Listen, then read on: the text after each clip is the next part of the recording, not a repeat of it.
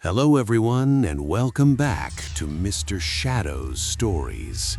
I'm your host, and tonight I'm your guide through the darkest corners of reality where the ordinary becomes terrifying and the familiar turns sinister. Before we begin, I want you to do something for me. Look around you. Notice the shadows in the corners of your room, the darkness just beyond your window. Good, because tonight we're diving into stories that prove horror doesn't always lurk in abandoned asylums or haunted houses.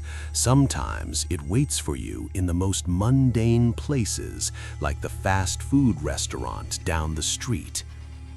These aren't campfire tales or urban legends passed down through generations. These are real experiences from real people who clocked in for what they thought would be just another closing shift. They mopped floors, counted registers, and locked doors, never suspecting that something was watching, waiting, planning. So turn down your lights, get comfortable, and whatever you do, don't forget to lock your doors tonight, because after hearing these three disturbing true stories, you'll understand why closing shifts at fast food restaurants are the assignments nobody wants. Let's begin. Story 1: The Man in the Freezer. Our first story comes from Sarah, a 19-year-old college student who worked at a popular burger chain in rural Montana. Like many students, Sarah took the closing shifts because they paid an extra $1 per hour, and frankly, she needed every penny she could get for tuition. The restaurant where Sarah worked sat at the edge of town, right off the highway. During the day, it bustled with truckers, families, and travelers, but after 10 p.m., it became a ghost town. Most nights, Sarah closed alone with just one other employee, usually her manager, Derek. This particular night in late October, Derek had called in sick. The district manager, trying to save on labor costs, told Sarah she could handle the closing by herself. She'd done it before during slow nights, so she agreed. What's the worst that could happen, right? Sarah followed her usual routine. She cleaned the dining room, wiped down tables, swept, and mopped the floors. By 11:30 p.m., the last customer had left, and she locked the front doors. Now came the tedious part, cleaning the kitchen, taking out the trash, and doing a final check of all the equipment. The kitchen always felt different at night when she was alone. The fluorescent lights hummed louder. The walk-in freezer motor made strange clicking sounds. Every shadow seemed darker, more defined. But Sarah had worked there for 2 years. She knew every sound, every quirk of the building. She was scrubbing the grill when she heard it, a thump, coming from the back of the restaurant. She paused, listening. Nothing. Probably just the ice machine, she told herself. Those things were always making noise. Sarah continued cleaning, but the uneasy feeling wouldn't leave. You know that sensation when you feel like you're being watched, that prickling at the back of your neck? She had it bad.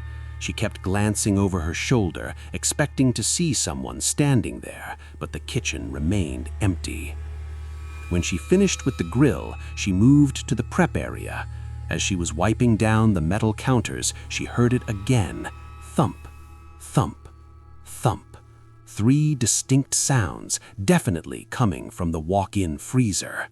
Her heart started racing. The freezer door was heavy, nearly impossible to open from the inside if it closed completely. That's why there was a safety release handle inside, bright red and impossible to miss. Could someone be trapped in there? Sarah approached the freezer slowly. The thumping had stopped. She pressed her ear against the thick metal door, listening. Silence. Then, just as she was about to walk away, she heard something that made her blood run cold. Breathing. Heavy, labored breathing coming from inside the freezer. "Hello?" Sarah called out, her voice shaking. "Is someone in there?" No response, just that breathing, steady and rhythmic. Sarah grabbed the handle and yanked the freezer door open. Cold air billowed out in a white cloud. She squinted through the frost, scanning the shelves of frozen patties, bags of fries, and boxed chicken. Nothing. The freezer was empty. But the breathing continued. It was coming from the back corner, behind a stack of burger boxes. "This isn't funny," Sarah said, her voice stronger now, anger mixing with fear. "You need to come out. We're closed." Still nothing, just breathing, in and out, in and out. Sarah knew she should leave, call the police, and let them deal with whatever this was. But something made her step into that freezer. Maybe it was the thought of someone actually being hurt and needing help. Maybe it was just stubborn pride. Whatever it was, she took 3 steps into the freezing space. That's when the breathing stopped. The sudden silence was worse than the sound. Sarah stood there, surrounded by frozen food, her own breath now creating small clouds in the frigid air. She was about to turn back when she noticed something she'd missed before. Footprints. In the thin layer of frost on the floor, there were footprints, large ones, boot prints actually. They led from the door to the back corner, right to where the breathing had been coming from. But here's what made Sarah's heart nearly stop. There was only one set of prints. The tracks led to the corner, but not away from it. Whoever or whatever had made those prints was still in there with her. Sarah spun around and ran. She didn't look back. She didn't stop to close the freezer door. She just ran through the kitchen, grabbed her purse from the office, and bolted out the back door, leaving it wide open behind her. She sat in her car, shaking, fumbling with her keys. It took 3 tries to get the key in the ignition. As she started the engine, she made the mistake of looking back at the restaurant. There, standing in the doorway she just fled through, was a figure, tall, wearing dark clothes, completely still. The security light above the door illuminated him just enough for Sarah to see that he was staring directly at her. She threw the car into reverse and peeled out of the parking lot. She drove straight to the police station and told them everything. 2 officers went back to the restaurant with her. They searched the entire building, including the freezer. They found the back door open just as Sarah had left it. They found her cleaning supplies scattered in the kitchen. They even found the footprints in the freezer. But they never found who made them. The boot prints were size 13, far too large to be Sarah's. The security cameras, conveniently, had been malfunctioning that night. The footage was nothing but static. Sarah never worked another closing shift. In fact, she quit the next day. But here's the part that still haunts her. 2 weeks later, she drove past the restaurant during the day. She didn't plan to stop, just happened to be passing by. That's when she saw him, the same tall figure, same dark clothes, standing in the parking lot, watching the building. When Sarah mentioned this to her former coworkers, they went pale. Apparently, 3 other employees had reported seeing a tall man in dark clothes hanging around the restaurant late at night over the past month. None of them had reported it to the police because they thought they were just being paranoid. Sarah now works at a coffee shop that closes at 6 p.m.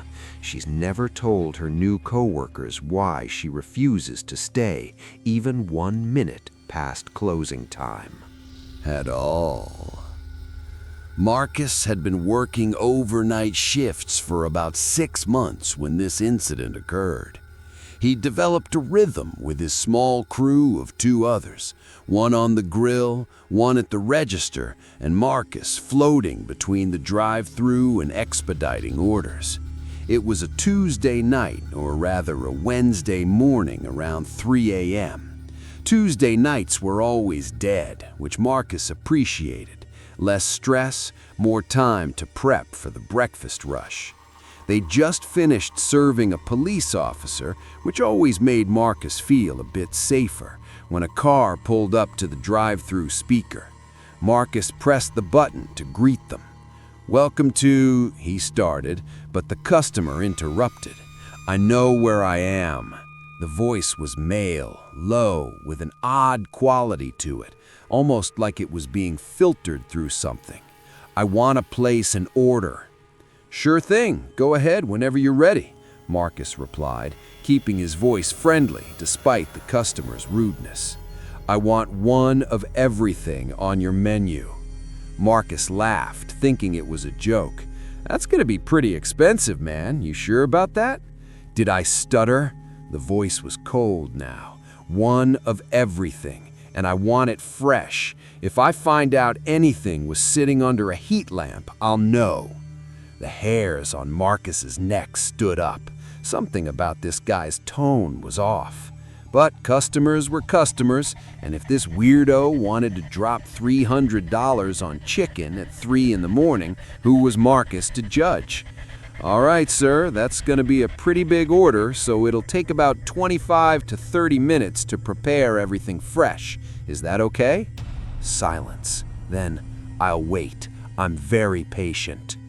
Marcus rang up the order, the total coming to just over $340. The ticket was printed out in a long strip that nearly touched the floor. He showed it to his coworkers, who looked at him like he was crazy. "Dude's probably high or something," said Jake, the grill cook. "But hey, that's a hell of a sale. Boss'll love you." They got to work, cooking fresh batches of everything. Chicken tenders, wings, sandwiches, fries, sides, even the breakfast items they'd normally start prepping around 4 a.m. Marcus occasionally checked the camera monitor that showed the drive-through lane. The car was still there, a dark sedan with tinted windows. He couldn't see the driver at all. 28 minutes later, they had everything ready. Bags and bags of food, multiple drink carriers.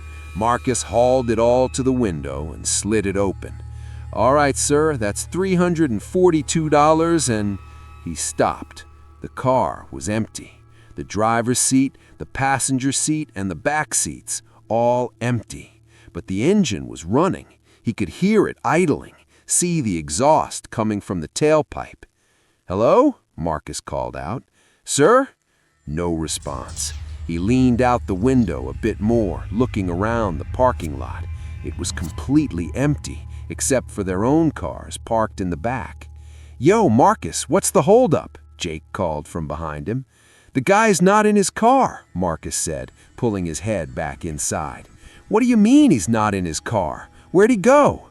"I don't know, man. The car's here, engine's running, but it's empty." Jake came over to look. "That's weird. Maybe he went to the bathroom?" "We don't have a public bathroom," Marcus reminded him. They both stared at the empty car for a long moment. Then Marcus made a decision. "I'm gonna go check it out. Maybe he's like passed out in the back seat or something." "Dude, don't. Just call the cops. This is sketchy." But Marcus was already heading for the back door. He grabbed a flashlight from the office and walked around to the drive-through lane. His footsteps seemed too loud in the quiet of the early morning. As he approached the car, he could see his breath in the cold air, mixing with the exhaust from the idling vehicle. The car was a dark blue sedan, an older model with heavily tinted windows. He shone his flashlight through the driver's window. Just as he'd seen on the camera, the car was completely empty. But there was something on the driver's seat, a piece of paper. Marcus tried the door handle, unlocked. He opened the door and the interior light came on. He picked up the piece of paper. Written in blocky handwriting were 5 words: I know what you did." Marcus's hands started shaking. What the hell was this? Some kind of prank? He looked around the parking lot again, expecting to see someone with a camera, waiting to yell, "Gotcha!" But the parking lot remained empty. He looked back at the note, and that's when he noticed something else. On the passenger seat was a photograph. Marcus picked it up and immediately wished he hadn't. It was a picture of him, taken through the drive-through window, taken tonight. He was handing food to the police officer who'd come through earlier, which meant this photo had been taken less than 20 minutes ago. But here's what made Marcus drop the photograph and back away from the car. In the reflection of the drive-through window, visible behind Marcus in the photograph, was a figure. A tall, dark silhouette was standing in the kitchen area where Jake should have been. But Jake was on his break when the officer came through. Marcus was alone. Marcus ran back inside, slammed the door, and locked it. He grabbed the phone and called 911, his voice shaking as he explained the situation. The operator told him police were on their way and to stay inside with the doors locked. While he waited, Marcus pulled up the security footage from the last hour. He found the timestamp when the police officer had come through. He watched himself take the order, prepare the food, and hand it to the officer. And there, in the kitchen doorway, barely visible at the edge of the frame, was a figure. A tall, dark silhouette was watching. It was there for exactly 7 seconds. Then it was gone. The police arrived 12 minutes later. They found the car still idling in the drive-thru. They found the note, they found the photograph, but they never found who left them. The car had been reported stolen 2 days earlier from a town 40 miles away. The owner had no connection to Marcus or the restaurant. The photograph was taken with a Polaroid camera, impossible to trace. The handwriting on the note matched no one in their database. Marcus quit the next day. He still doesn't know what the note meant. "I know what you did." He'd never done anything worth stalking someone over, never hurt anyone, never committed any crimes. To this day, he has no idea what the person was referring to. But sometimes, late at night, he wonders, what if they had the wrong person? What if that note was meant for someone else and the real target is still out there, still working overnight shifts, still unaware that someone is watching them? Or worse, what if they had the right person and Marcus just doesn't remember what he did? Our final story comes from Amy, a 31-year-old assistant manager at a pizza chain in Oregon. Amy had worked in food service for over a decade, starting as a teenager and working her way up. She'd seen it all: drunk customers, fights, even a robbery. She thought nothing could rattle her anymore. She was wrong. This incident happened on a rainy Thursday night in November. The restaurant closed at 11 p.m. on weeknights, and Amy was scheduled to close with 2 other employees: Tyler, a high school kid who worked the ovens, and Rebecca, who handled the front register and phones. The night had been slow, which wasn't unusual for a rainy Thursday night. By 10:30, they hadn't had a customer in over an hour. Amy sent Tyler home early since there were no orders to make. That left just her and Rebecca to finish closing duties. At 10:50, Amy locked the front doors and flipped the open sign to closed. Rebecca started counting the register while Amy began cleaning the dining room. The restaurant had a fairly standard layout: the kitchen in back, a counter separating it from the dining area, and about 15 tables scattered throughout the dining room. Large windows lined the front, looking out onto the parking lot. Amy was wiping down tables when Rebecca called out from behind the counter, "Amy, did you see that?" "See what?" Amy asked, not looking up from scrubbing a particularly stubborn sauce stain. "I thought I saw someone walk past the window, like right up against the glass." Amy glanced toward the windows. The parking lot was empty, except for their 2 cars. Rain streaked down the glass, distorting the view of the streetlights beyond. "Probably just a reflection or something," Amy said. "Don't worry about it." But Rebecca looked uneasy. It really looked like a person, though, tall, moving slowly along the windows. Amy felt a small prickle of concern, but pushed it down. "Even if it was someone, we're locked up. They can see we're closed. Come on, let's just finish up and get out of here." They continued their closing tasks. Rebecca finished counting the register and moved to the back to start cleaning the kitchen. Amy tackled the dining room, working her way from the back tables toward the front. The rain was coming down harder now, drumming against the roof and windows. That's when Amy heard it. Tap, tap, tap on the glass. She looked up. Nothing, just rain and darkness. Tap, tap, tap. There it was again. Amy walked toward the windows, her reflection approaching in the dark glass. As she got closer, she could see past her reflection to the parking lot beyond. Still empty, still just rain and streetlights. But then she saw it. A handprint on the outside of the window. A large handprint, fingers spread, pressed against the glass, and it was fresh. Water was running down the window, but the print was clear, as if someone had just placed their hand there. "Rebecca," Amy called out, trying to keep her voice steady. "Come here." Rebecca emerged from the kitchen, wiping her hands on a towel. "What's up?" "Do you see that?" Amy pointed to the handprint. Rebecca squinted at the window. "See what?" "The handprint, right there." "Amy, I don't see anything. Are you okay?" Amy stepped closer to the window. The handprint was still there, clear as day. How could Rebecca not see it? She was about to press Rebecca to look harder when she noticed something that made her freeze. The handprint was starting to move. Slowly, as if the hand was sliding down the glass, the print moved downward, leaving a streak in its wake. But there was no hand, no person, just the print, sliding down the wet glass. "Rebecca, we need to leave, now." Something in Amy's voice must have communicated her fear, because Rebecca didn't argue. "Okay, let me just grab my—" "Now, Rebecca, leave it. We're leaving now." They both headed for the back door, which led to the employee parking area. Amy grabbed her keys and purse from the office as they passed.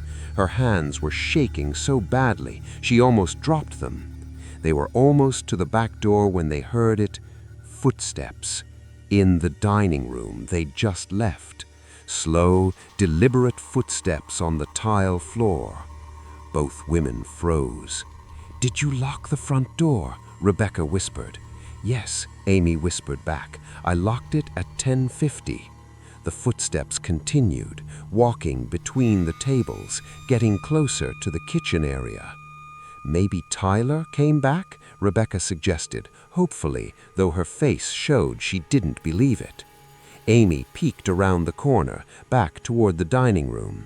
She could see the tables, the counter, and the windows, but she couldn't see anyone walking. The footsteps continued, but there was no one there. Then they stopped, right at the boundary between the dining room and the kitchen area, where the tile floor met the rubber kitchen mats. Amy could hear breathing now, heavy breathing, like someone had just run a long distance. "We're going," Amy said. She grabbed Rebecca's arm and pulled her toward the back door. She fumbled with the lock. Why were her hands shaking so badly? And finally got it open. They burst out into the rain and ran for their cars. Amy's car was closer, and both women jumped in. Amy started the engine and was about to drive off when Rebecca grabbed her arm. "Amy, look!" Rebecca was pointing at the restaurant. Through the windows, they could see the dining room lights. They were still on, which was normal. But standing in the dining room, visible through those large front windows, was a figure. It was tall, unnaturally so, and completely motionless. It stood in the center of the dining room, facing the windows, facing them. "Drive," Rebecca whispered. "Please drive." Amy didn't need to be told twice. She threw the car into reverse and backed out of the parking spot. As she did, the figure in the dining room moved. It walked toward the windows, and as it got closer to the light, they could see it better. It wasn't right. The proportions were off. The arms too long, the head too large, and the way it moved, it was jerky, like a marionette being controlled by someone who'd never operated one before. Amy shifted into drive and peeled out of the parking lot. Neither woman spoke during the drive to the police station. When they arrived, they both tumbled out of the car, talking over each other as they tried to explain to the officer at the desk what they had seen. The police took their report seriously and sent 2 units to the restaurant. Amy gave them her keys so they could get inside. The officer searched the entire building, inside and out. They found the front door still locked from the inside. They found the back door unlocked, just as Amy had left it when they fled. They found the register money still sitting on the counter where Rebecca had counted it. They found Amy's clipboard with the closing checklist, abandoned mid-task, but they never found any sign of forced entry. They never found footprints besides Amy's and Rebecca's own. And most importantly, they found no one inside the restaurant. The security cameras, however, did show something. The footage showed Amy and Rebecca cleaning, showed them reacting to something, showed them fleeing out the back door. But the cameras never showed anyone else in the restaurant. The dining room remained empty on screen, even when Amy and Rebecca were clearly reacting to someone's presence. Except for one thing. In the final minutes of footage, right before the tape cut out, there was a moment where the camera seemed to glitch. The image stuttered, and for just a fraction of a second, there was a silhouette. Tall, dark, standing exactly where Amy and Rebecca described seeing the figure. The franchise owner reviewed the tape with the police and couldn't explain it. The cameras had been recently serviced and were functioning perfectly. There was no reason for the glitch and no explanation for the shadow figure that appeared for less than a second. Amy transferred to a different location the following week. She only works day shifts now and never alone.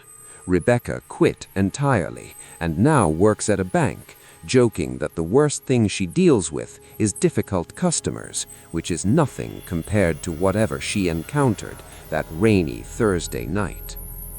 The restaurant still operates, still closes at 11 p.m. on weeknights. New employees work closing shifts, probably unaware of what Amy and Rebecca experienced. But Amy still drives by sometimes on her way home from her new location, and she always looks at those front windows, wondering if that figure is still there, standing in the dark, waiting for closing time. 3 stories, 3 fast food restaurants, 3 encounters with something that shouldn't exist in the bright, sanitized world of commercial kitchens and drive-through windows. Sarah, Marcus, and Amy all went to work expecting ordinary nights. They expected to clean grills, take orders, and count registers. They didn't expect to encounter entities that defied explanation, situations that left police baffled, and security footage mysteriously corrupted. What makes these stories truly disturbing isn't the supernatural elements, though those are certainly terrifying. It's the violation of safety we feel in familiar places. Fast food restaurants are everywhere. They're bright, public, and seemingly safe. We've all been to these places, ordered a burger, eaten fries under fluorescent lights. But these stories remind us that nowhere is truly safe. That closing time, when the lights go down and the doors lock, transforms these mundane spaces into something else entirely. The shadows grow longer, the sounds become amplified, and sometimes, just sometimes, something crosses over from wherever it came from into our world. The people in these stories were lucky. They escaped. They lived to tell their tales. But how many others weren't so fortunate? How many closing shift workers have experienced similar encounters and never reported them, afraid of being labeled crazy? How many times has something been watched from the freezer, or waited in an idling car, or walked through a locked dining room? If you work a closing shift, pay attention. Trust your instincts. If something feels wrong, it probably is. And if you ever find yourself alone in a restaurant late at night and hear footsteps when no one else should be there, don't investigate. Don't try to rationalize it. Just leave. Because whatever it is, it's not there for the food. Thank you so much for watching this episode of Mr. Shadow's Stories. If these tales sent chills down your spine, imagine what else is lurking in the archives of real-life horror, waiting to be told. Don't face the darkness alone. Subscribe to this channel and hit that notification bell so you never miss when we venture into the shadows together. Like this video if these stories kept you on the edge of your seat, and share it with someone brave enough to listen. Drop a comment below and tell me, have you ever experienced something unexplainable during a late shift? Have you worked closing hours at a restaurant and felt like you weren't alone? Your story might be featured in a future video. Remember, the most terrifying stories aren't the ones we make up. They're the ones we live through and survive to share. Until next time, keep your doors locked, your lights on, and whatever you do, never volunteer for the closing shift. This is Mr. Shadows, reminding you that some stories are too dark to forget and too real to ignore. Sweet dreams. 3 stories, 3 fast food restaurants, 3 encounters with something that shouldn't exist in the bright, sanitized world of commercial kitchens and drive-through windows. Sarah, Marcus, and Amy all went to work expecting ordinary nights. They expected to clean grills, take orders, and count registers. They didn't expect to encounter entities that defied explanation, situations that left police baffled, and security footage mysteriously corrupted.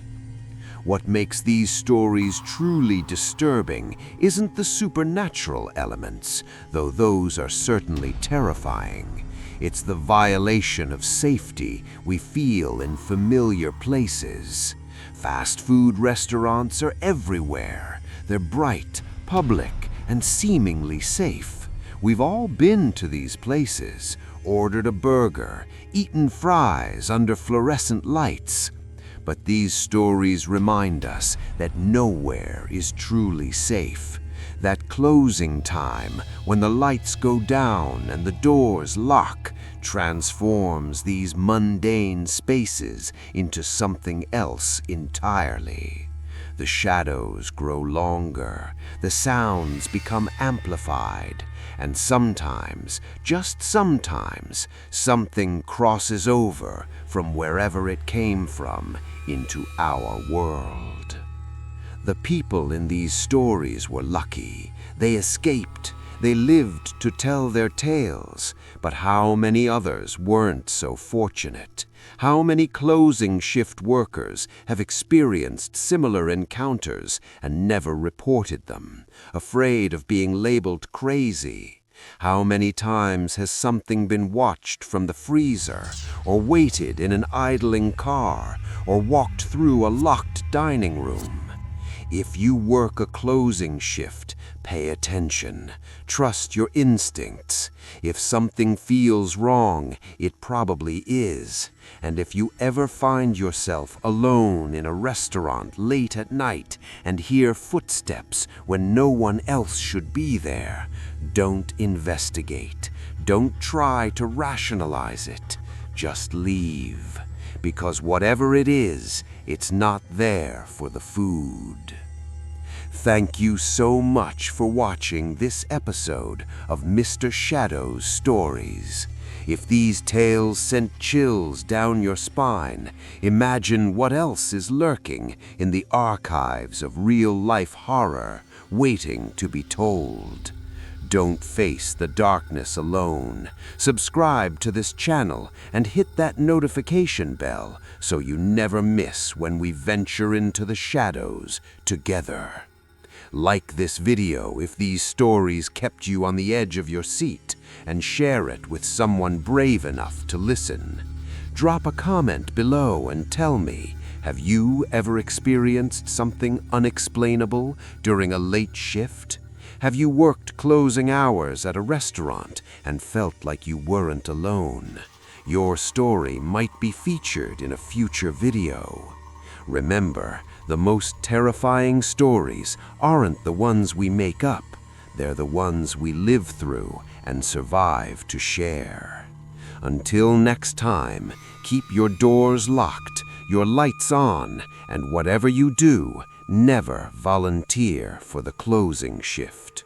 This is Mr. Shadows, reminding you that some stories are too dark to forget and too real to ignore.